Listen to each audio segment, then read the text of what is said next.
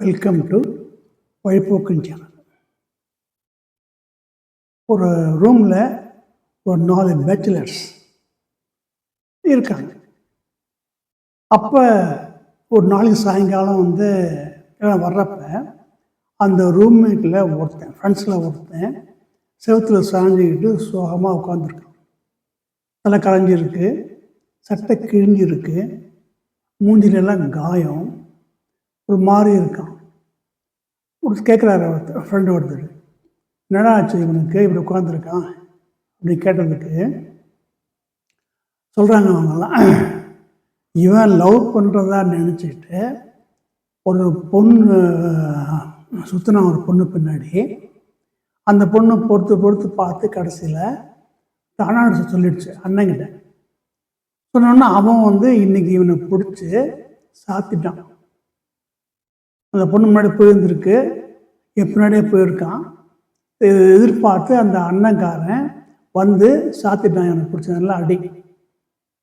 அது இவனுக்கு ரொம்ப சோகம். என்ன பண்ணுறது, ஏற்று சண்டை முடியல. வீட்டில் உட்காந்து ரூமில் உட்காந்துக்கிட்டு சோகமாக இருக்கான். சரியா, ஓகே. அன்னைக்கு நைட்டு எல்லோரும் படுத்து தூங்குறாங்க. திடீர்னு பார்த்தா இந்த அடி வாங்கின அந்த பையன் சிரிக்கிறான் தூக்கத்தில். He is sleeping but still smiling and லாஃபிங். இல்லை பார்த்தீங்கன்னா சிரிக்கிறாங்க, என்னடா அதே இவன் சிரிக்கிறானே அப்படின்னு. அப்போ ஒரு பையன் சொல்கிறான், இவன் கனவு காணுகிறான் அப்படிங்கிறார். கனவா? என்ன கனவு? பார்த்துக்கலாம், நாளை காலையில் சொல்லுவான் அப்படின்னு. சரி, ஓகே. நெக்ஸ்ட் டே காலையில் எழுந்திரிச்சாங்க, அலுவலகினாங்க. ஆஃபீஸ் போகிறதுக்கு முன்னாடி பேசுகிறப்ப அப்புறம் என்னடா அது நேற்று தூங்கிட்டு இருந்தேன், அப்போ சிரிப்பாக சிரிச்சுக்கிட்டு இருந்தேன், உண்மையில் நீ அடி வாங்கிட்டு சோகமாக இருந்தேன், அப்படியே சிரிச்சு கனவுல அப்படின்னா. அந்த பையன் சொல்கிறான், அந்த அண்ணங்காரன் அடித்தான் இல்லையா, அது எனக்கு கஷ்டமாக இருந்தது. ஆனால் நேற்று ஒரு சூப்பரான கனவுடா அப்படின்னா. அதான் சொல்லு அப்படின்னா. நான் என்ன பண்ணுறேன், நான் ட்ரெஸ் பண்ணிவிட்டு பைக்கில் எடுத்துகிட்டு போகிறேன். பைக் எடுத்துக்கிட்டேன், பைக் எடுத்துக்கிட்டு போகிறேன். எங்கே? அந்த பொண்ணு வீட்டுக்கு போனேன். இப்போ பைக்கை நான் என்ன பண்ணேன், கொஞ்சம் கொண்டு நிறுத்திட்டு பார்க்குறேன். பார்த்தா அந்த வீட்டில் இருந்து அந்த பொண்ணோட தங்கச்சி பார்த்துட்டு உள்ளே ஓட போகுது.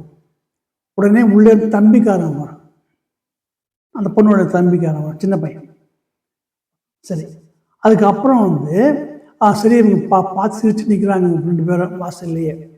நான் தைரியமாக நான் உள்ளே போகிறேன். அவன் உள்ளே போனோடனே அந்த பொண்ணோட அம்மா வாங்க வாங்க இப்படி சொல்லிட்டு சோபாவில் உட்கார வைக்குது.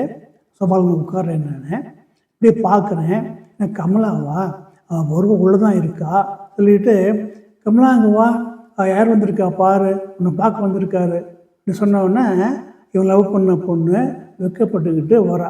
வந்தோடனே என்ன பார்க்குற, காப்பி கொண்டா சொன்னோன்னா அந்த உள்ளே போகுது. அந்த பொண்ணு காப்பி கொடுக்குது. அந்த பொண்ணோட தங்கையும் தம்பியும் ஆளுக்கு உட்காந்துக்கிட்டு இவரையே பார்த்துட்ருக்காங்க. சந்தோஷமாக இருக்குது. அப்புறம் அந்த அம்மா சொல்லுது, கொஞ்சம் இருங்க, வீட்டுக்காரர் வந்துடுவார், பேசலாம் அப்படின்னோடனே, பரவாயில்ல சும்மா தான் வந்தேன் அப்படி சொன்னோடனே இப்போ அண்ணங்காரன் வரான். அடித்தவன் தான் இவன், ஆனால் கனவு தானே இது. வந்தோடனே வாங்க வாங்க, நான் பார்த்தேன் வருவீங்கன்னு நான் சொன்னான் வீட்டில் சொல்லிட்டு உட்காந்து பேசுகிறாரு. அப்பாக்காரர் வர்றாரு. வந்தோடனே என்ன எதுன்னு கேட்குறாரு. அப்போ டிஃபன் கொடுத்தியா அப்படின்னா, காப்பி கொடுத்தேன், டிஃபன் பண்ணுறேன், கமலா டிஃபன் பண்ணு அப்படின்னா அந்த பொண்ணு போய் டிஃபன் பண்ணுது, ஸ்வீட் பண்ணுது. நான் சாப்பிட்றேன், வெளியில் வந்தேன், எல்லோரும் வந்தாங்க, நான் புறப்பட்டு வந்துட்டேன் அப்படின்னு சொன்ன உடனே அதில் ஒருத்தர் சொல்கிறான், அதான்டா பொண்ணு பார்க்குறது அப்படின்னு சொன்னோம். ஷாக் ஆகிடுறான், எதிர்பார்க்கல. ஓஹோ, பொண்ணு பார்க்குறதுங்கிறது தாமா, இதானே பொண்ணு பார்க்குறது. வீட்டுக்கு போக எல்லோரும் இருப்பாங்க, டிஃபன் கொடுப்பாங்க, காப்பி கொடுப்பாங்க, எல்லாம் பேசுவாங்க, சந்தோஷப்படுவாங்க. ஹாப்பி டு சீ யூ இல்லையா, வருங்கால மாப்பிள்ளை மருமகன் இல்லையா, எல்லாம் சந்தோஷப்படுவாங்க இல்லையா. அதுதான் பொண்ணு பார்க்கறது. இல்லைன்னா ஓஹோ இதுதான் அவனுக்கு அப்போ தெரியுது தான் பொண்ணு பார்க்குறது அப்படின்னு. இப்போ என்ன அப்படின்னா, இந்த பையன் வந்து அந்த பொண்ணு பின்னாடி போனான். ஆனால் யாரும் ஒத்துக்கலை. ஆனால் இவன் வந்து கனவு காண்கிறான். நல்லா வச்சுருங்க. தனக்கு பிடித்தமான ஒரு விஷயம் நடப்பதாக நாம் நினைப்பதற்கு பெயர் கனவு. டாக்டர் அப்துல் கலாம் சொன்னார், கனவு காணுங்கள் அப்படின்னு. நம்ம பசங்களுக்கு ரொம்ப பிடிச்சி போச்சு அவரை. ஏன் அப்படின்னா கனவு பார்த்தாங்க இல்லையா, அந்த கனவுல இந்த பொண்ணு, அவங்க அம்மா, அவங்க அப்பா, அவங்க அண்ணன், தம்பி எல்லாருமே வந்து கூப்பிட்டு அவரை கொஞ்சம்னு கொஞ்சி காப்பீட்டு வெள்ளம் கொடுத்து அனுப்புகிறாங்களே, அது வந்து பொண்ணு பார்க்கறதுன்னு தெரியல, அந்த பையன் தெரியல. இது வந்து கனவு. ஆனால் நமக்கு தேவையான விஷயத்தை, நாம் பிடித்தமான விஷயத்தை நடப்பதாக நாம் எடுத்துக்கொள்வதற்கு பெயர் கனவு. ஆனால் நமக்கு தேவையான ஒரு விஷயத்தை நோக்கி நகர்வதற்கு பேர் லட்சியம். அந்த லட்சியம் என்பது அதற்காக உழைக்க வேண்டும். ஒருத்தன் பகலாக வந்து படிக்கிறான், லைட்டை போட்டுட்டு படிக்கிறான், மொட்டை மாடியில் படிக்கிறான். என்னடா அப்படின்னா, அவனுக்கு வந்து யூபிஎஸ்சி எக்ஸாம் பாஸ் பண்ணி சென்ட்ரல் கவர்மெண்ட்டில் வேலை வாங்கணும்னு ஒரு ஆசை, அது லட்சியம். அதுக்கு படிக்க வேண்டும், எக்ஸாம் எழுத வேண்டும். யூபிஎஸ்சி, டிஎன்பிஎஸ்சி, ஐபிபிஎஸ் நிறைய எக்ஸாம்லாம் இருக்குது. அதுக்கு படிக்க வேண்டும், அது லட்சியம். அது ஆசை மட்டும் கிடையாது, அந்த ஆசை லட்சியமாக மாற வேண்டும். இது வந்து லைஃப்பில் வந்து ரொம்ப முக்கியம். கனவு காணுங்கள் என்று சொன்ன டாக்டர் அப்துல் கலாம் அவர்கள் லட்சியவாதியாக இருங்கள் என்று சொல்லியிருந்தால் அவர் அப்படியே தூக்கி வச்சுருப்பாங்க. ஆமாம், எங்களுக்கு தெரியாத லட்சியம் அப்படின்னு. கனவு காணுங்கள்னு சொன்னதுனால அவரை எல்லாத்துக்கும் ரொம்ப பிடிச்சி போச்சு. அதாவது நமக்கு பிடித்த விஷயத்தை நோக்கி நகர வேண்டும். இந்த உலகத்தில் இருக்கும் உயிரினங்களிலேயே மனிதனுக்கு மட்டும்தான் ஒரு லட்சியத்தை கொள்ளையாக கொண்டு அதை நோக்கி நகரும் ஒரு சக்தி இருக்கிறது. அவனால் முடியும்.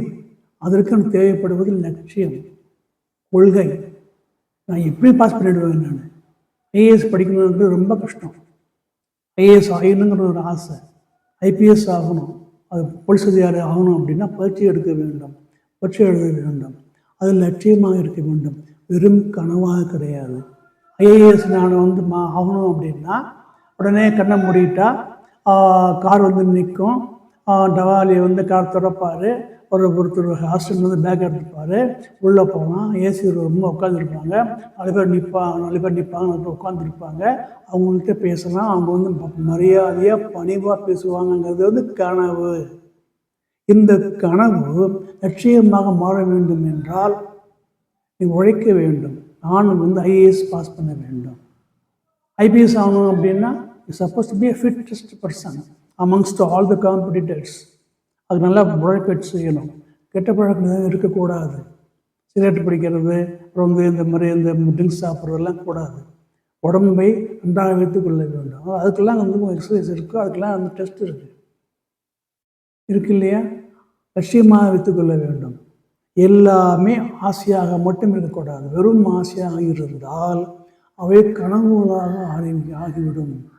வெறும் கனவுகளாக இருந்தால் அவை நீர்த்து போய்விடும். கனவு காணுங்கள்னு சொன்னது சரிதான், ஆனால் அதை லட்சியமாக மாற்றுங்கள். அந்த ரூமில் இருந்த அந்த பையன் அந்த பொண்ணை கல்யாணம் பண்ணிக்கணும், லவ் பண்ணணும் அப்படின்னா இவன் படிக்கணும், இவன் பாஸ் பண்ண வேண்டும், வேலைக்கு போக வேண்டும், நிறைய சம்பாதிக்க வேண்டும். அப்படி இருந்தால் பெண்ணை பெற்றவர்கள் அந்த பொண்ணை உங்களோடு சேர்த்தும் வீட்டுக்கு வருவாங்க. வருவாங்களா மாட்டாங்களா? இவ்வளோதான் சொல்லுது. பொண்ணு பார்க்க நீங்கள் போவீங்க, கூப்பிட்டு போவாங்க உங்களை. எங்கள் பையன் படிச்சிருக்கான், சம்பாதிக்கிறான் அப்படின்னு அவங்க கூட்டிகிட்டு போவாங்க. வாடா வாடா வாடா கூப்பிடுவாங்க. அவங்க பொண்ணை பார்க்கலான்னு. நீங்கள் அந்த பொண்ணை துரத்த வேண்டாம். they will take you there, it will take you. Once just you have completed and achieved your ambition. அதுதான் கனவு. கண்ணை மூடிட்டு நம்ம பொண்ணு வீட்டுக்கு போகிறேன், அவங்க அம்மா கூப்பிட்றாங்க, அப்பா கூப்பிட்றாங்கிறது கனவு. உண்மையிலே அண்ணங்காரன் அடித்தான் உரைச்சான் ஆச்சுங்களா, ஆக கனவு என்பது வேறு, லட்சியம் என்பது வேறு. அந்த கொள்கைக்காக உழைக்க வேண்டும், டெடிகேஷன் இருக்க வேண்டும். இப்படி சொன்னால் அப்படி சொன்னவங்களை ஒதுக்கி வைக்கக்கூடாது, ஒதுக்கி வச்சுருவாங்க. அதனால தான் அப்துல் கலாம் அவர்கள் ஜாக்கிரதையாக சொல்லித்தாரு கனவு காணுங்கள் அப்படின்னு. எவ்வளவோ சொன்ன, ஆனால் ஒன்று, இந்த கனவு என்பதே நினைவினை பிரதிபலிப்பு. அது சைக்கலாஜிக்கலி நல்ல சொல்கிறாங்க. It is a very good practice also. அப்படி இருக்கணும், நான் போகணும், அப்படி இருக்க வருவாங்க கூப்பிடுவாங்கிறது ஒரு கனவாக இருக்க வேண்டும். நல்லது தான். ஆனால் கனவு மட்டும் வாழ்க்கை அல்ல, ஒரு உழைப்பு தேவைப்படுகிறது. ஐஏஎஸ் பாஸ் பண்ணுறது ரொம்ப சாதாரண விஷயமா? பேங்க் சைடு எழுதணும் அப்படின்னா ஒவ்வொரு கிளர்க்கு போஸ்ட்டுக்கு 37 லட்சம் பேர் எழுதுகிறாங்க.